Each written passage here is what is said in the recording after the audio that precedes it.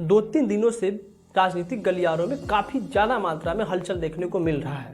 यदि यह कह लीजिए कि आप एनडीए और इंडिया, जो कि पहले यूपीए था, अब उसको राहुल गांधी ने उसका नाम बदल करके इंडिया कर दिया है। तो इन दोनों अलायंस में काफ़ी मात्रा में हलचल देखने को मिल रहा था। सर्वदलीय बैठक दोनों दलों ने अपना अपना किया, जिसमें कि एनडीए में 38 पार्टियां और यूपीए में या यह कह लीजिए कि इंडिया में 26 पार्टियां एक दूसरे के साथ अलायंस की हैं, अपने अपने पाले चुन चुकी हैं। उसमें भी कुछ ऐसी पार्टियां हैं जो कि इन दोनों अलायंसों से बिल्कुल अपने आप को अलग रखी हैं, जिसमें कि 5 ऐसी पार्टियां हैं जो कि अपने आप को इस दोनों पाले से या कह लीजिए कि एनडीए और यूपीए से दोनों से अपने आप को अलग थलग रखी हैं, विमुख रखने की कोशिश की है, जिसमें कि 5 पार्टियां हैं। और उसमें से कुछ ऐसी पार्टियां हैं कि जिसके 3 ऐसे मतलब कि पार्टी है कि जिसका कि अभी फिलहाल में लोग उसमें उसका मुखिया जो है अभी फिलहाल में अपने प्रदेश का मुख्यमंत्री है।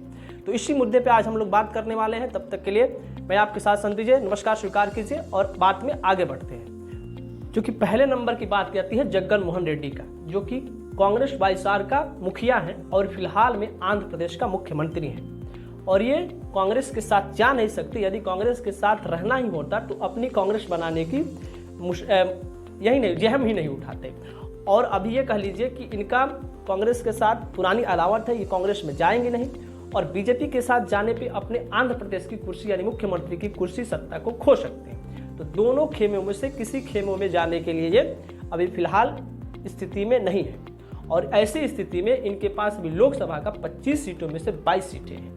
तो ये किसी खेमे में यानी यह कह लीजिए कि एनडीए और इंडिया में से किसी खेमे में किसी पाले में जाना अभी खुद को सेफ नहीं समझ रहे, यानी किसी पे ये नहीं गए हैं, कहीं पे ये अलायंस नहीं किए हैं।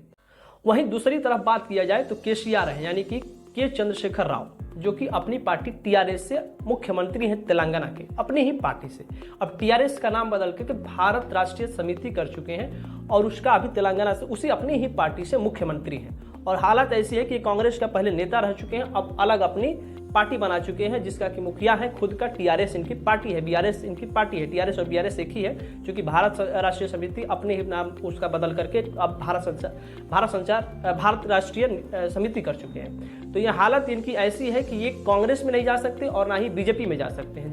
जाने का उसका पहले रीजन समझ लीजिए। कांग्रेस से अलग हुए और अपनी पार्टी बनाए, तो पार्टी बनाए तो अलग हुए, तो कांग्रेस से अलग होने का रीजन नहीं होता, मतलब कि बनता ही नहीं। अगर कांग्रेस में जाना होता तो अपनी पार्टी बनाने की स्थिति ही नहीं आती। और मोदी जी के साथ ये जा नहीं सकते, चूंकि ये तेलंगाना का भी फिलहाल में ये मुख्यमंत्री है और तेलंगाना में अभी चुनाव होने वाला है। तो इसको देखते हुए मोदी जी इन पे पहले ही, मतलब कि मोदी जी के साथ पहले की ही इनकी अदावत रही है और कांग्रेस भी इनके साथ अदावत रखती है। तो ये किसी भी खेमे में नहीं जा सकते हैं, ना ही एनडीए के साथ ना ही इंडिया के साथ, किसी के साथ अभी अलायंस, ऐसी इनकी स्थिति है कि किसी के साथ भी अभी अलायंस नहीं कर सकते हैं। यानी केसीआर अभी भी, मतलब कि कह लीजिए कि एकला चलो वाली स्थिति में अभी भी ये पड़े हुए हैं और ये फिलहाल में अभी तेलंगाना के मुख्यमंत्री हैं। यदि यही तीसरी नंबर की पार्टी की बात किया जाए तो नवीन पटनायक की, जो जिस पार्टी के मुखिया हैं, उनका बीजू जनता पार्टी रह चुकी है और है अभी फिलहाल में। तो उस पार्टी के मुखिया नवीन पटनायक, यानी कि उड़ीसा के, ये भी कह लीजिए उड़ीसा के अभी फिलहाल में ये मुख्यमंत्री हैं और इनकी पार्टी जो है बीजू जनता पार्टी, ये इनका मुखिया है। तो ये भी किसी भी पार्टी के साथ, किसी भी दल के साथ एनडीए और इंडिया किसी भी पाले में अभी तक नहीं गए और जाएंगे भी नहीं। चूंकि एक बार नीतीश कुमार जी ने कोशिश किया था कि गठबंधन का इनका सूत्रधार में इनको बांधने की कोशिश किया जाए, लेकिन नवीन पटनायक जी ने बिल्कुल मना कर दिया था। और 2000 से लेकर के अभी तक फिलहाल के एक उड़ीसा के मुख्यमंत्री हैं और मुख्यमंत्री की कुर्सी से अभी तक इनको कोई भी हिला पाया नहीं है।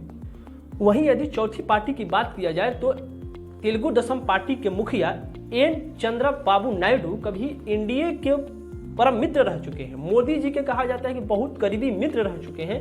वो भी किसी भी खेमे में नहीं गए हैं, ना ही एनडीए में और ना ही इंडिया में। तो ये किसी खेमे, दोनों पाले में से किसी पाले में ये भी अपने पार्टी को लेकर के, तेलुगु देशम पार्टी को लेकर के अलायंस की बात नहीं की है और अभी भी खुल करके ये नहीं बोले हैं कि हमें एनडीए के साथ जाना है या इंडिया के साथ जाना है। ये भी किसी प्रकार से अभी खुल करके नहीं बोले हैं और ये फिलहाल कह लीजिए कि कभी आंध्र प्रदेश के मुख्यमंत्री रह चुके हैं एनडीए के, मतलब की सपोर्ट से, और अब ये फिलहाल कुछ नहीं है और ना ही ये एनडीए में गए हैं और ना ही इंडिया में गए हैं। ये भी अपनी पार्टी को लेकर के बिल्कुल अलग थलग है और अभी तक ये कुछ खुलासा नहीं किया है कि हमको एनडीए में जाना है कि इंडिया में जाना है। ये भी किसी प्रकार से अभी खुल करके नहीं बोले हैं। वहीं पांचवी पार्टी की बात किया जाए तो उत्तर भारत की सबसे चर्चित पार्टी है और उत्तर प्रदेश के मतलब कि मुख्यमंत्री रह चुकी हैं पूर्व में बीएसपी पार्टी यानी बहुजन समाज पार्टी के मुखिया मायावती जी, बहन कुमारी मायावती जी, इनको कहा जाता है कि वो भी अभी किसी पार्टी में नहीं गई हैं, ना ही एनडीए के साथ अपना गठबंधन की है और ना ही इंडिया के साथ। हालांकि इन्होंने पहले ही कह चुका था, सबसे पहले ही इन्होंने अनाउंस किया था